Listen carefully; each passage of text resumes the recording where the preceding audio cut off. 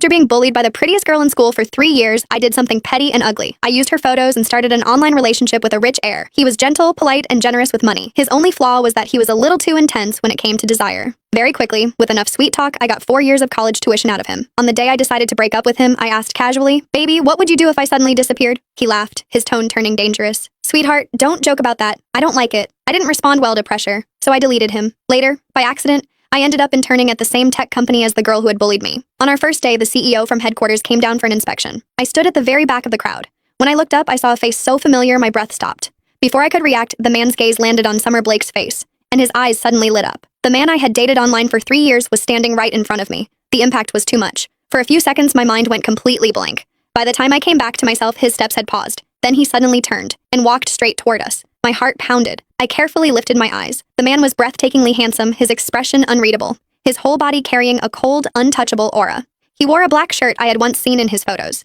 It framed his broad shoulders and narrow waist with clean precision. A section of wrist showed beneath his cuff. Faint veins lay under the skin, restrained and powerful. Bennett Vale. He was taller than in the photos, more handsome, harder to look away from. Our supervisor whispered that Mr. Vale was here to inspect the work. She told us not to be nervous. He had no time to bother with interns like us. The words had barely left her mouth when Bennett's steps slowed.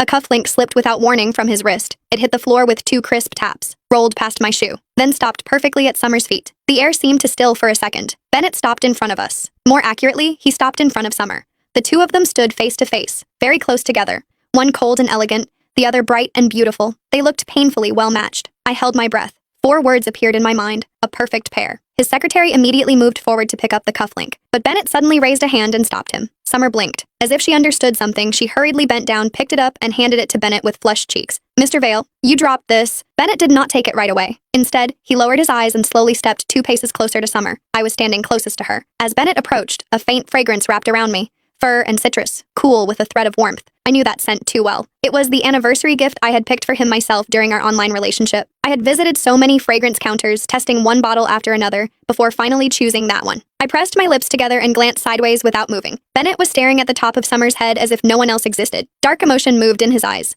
The joy of something lost and found again. The excitement of reunion, and even a trace of hurt from being abandoned. Summer held out her hand for a long time, but the man across from her did not respond. She couldn't help reminding him softly. "Mr. Vale?" That finally seemed to pull him back to reality.